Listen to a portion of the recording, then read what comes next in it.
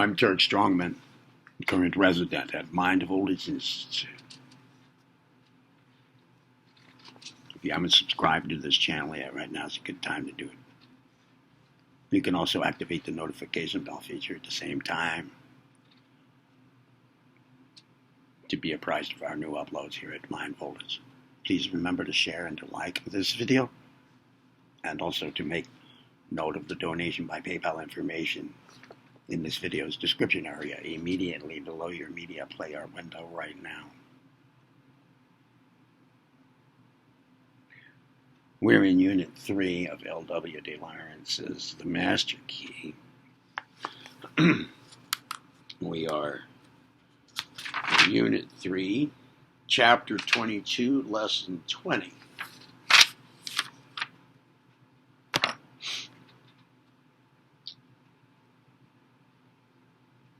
If you are conscious that you are forming bad habits, you should remember the permanency of habit. We may forgive and forget, but the neurons, the nerve cells, never do. How to cure bad habits.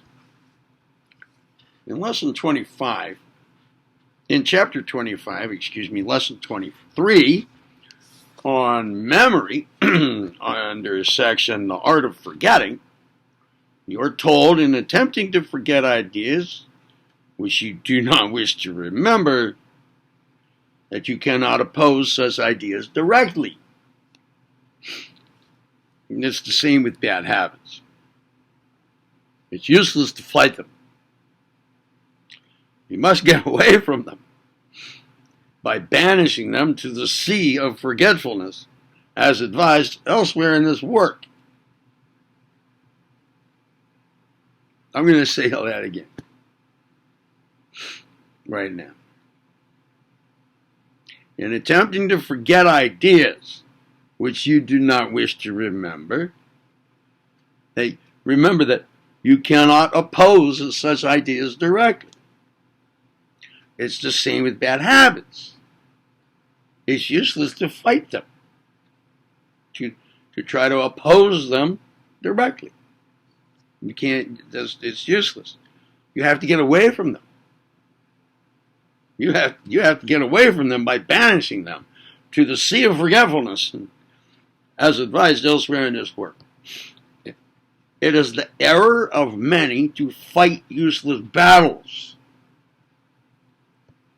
It is the error of many to fight useless battles.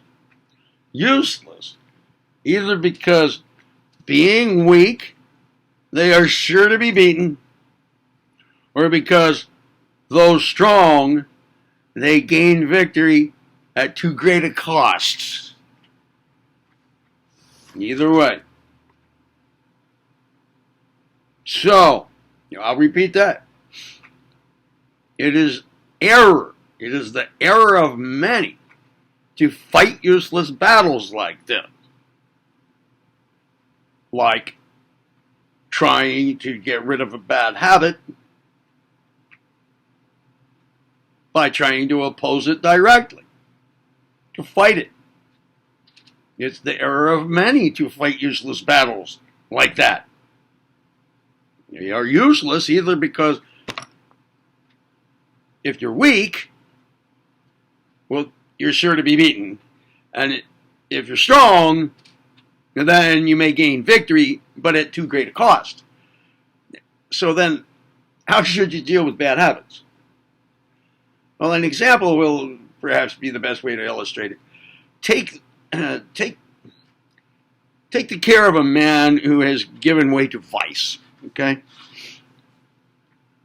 After every transgression, he is overwhelmed with shame. He hates himself. He will never give way again. If he has been brought up in a Christian home, he prays to be delivered from the evil which is sapping away his life, but in many cases, his prayers are of no avail. Why? Why? Because the man has not really altered. His desires are as strong as ever and are, for the moment, merely in the background. the nerve cells are quietly waiting, ready to respond to the slightest stimulus. All the while. On the other hand, should the man succeed by fighting,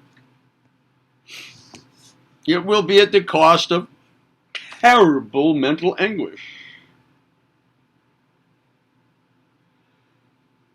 Is there an easier way than the fighting? Well, there is.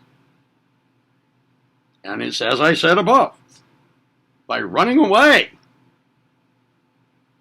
What this man should do is to cultivate friendship with virtue. He must think virtue, love virtue, live virtue. He must surround himself with virtuous friends, virtuous books, virtuous influences. He must meditate upon virtue and constantly encourage himself to walk in. One moment. Turn the page. 179, now we're at 180. He must meditate upon virtue and constantly encourage himself to walk in her paths. By following this plan, he will give vice nothing to feed on. And like everything else that must have sustenance, vice will soon starve and die when food is withheld it. Further, our man must not dwell on his lapses. He must not call down the wrath of God to destroy him. He must forget his lapses and march steadily onward. The great stumbling block in the overcoming of bad habits is this tendency to dwell on your lapses. That's right. It's true. The greatest stumbling block in the overcoming of bad habits, here it is this tendency to dwell upon your lapses. Whoa! You must get away from these by using every influence to forget them. To conquer bad habits, forget them by concentrating upon their opposites. Minor bad habits, such as biting the fingernails, indulging in gestures, and the loss of control, as told elsewhere in his work, are best overcome by becoming conscious of the habit. Nearly all these habits are purely automatic, and if you concentrate your attention upon them and fully determined to be rid of them, you can be sure of victory.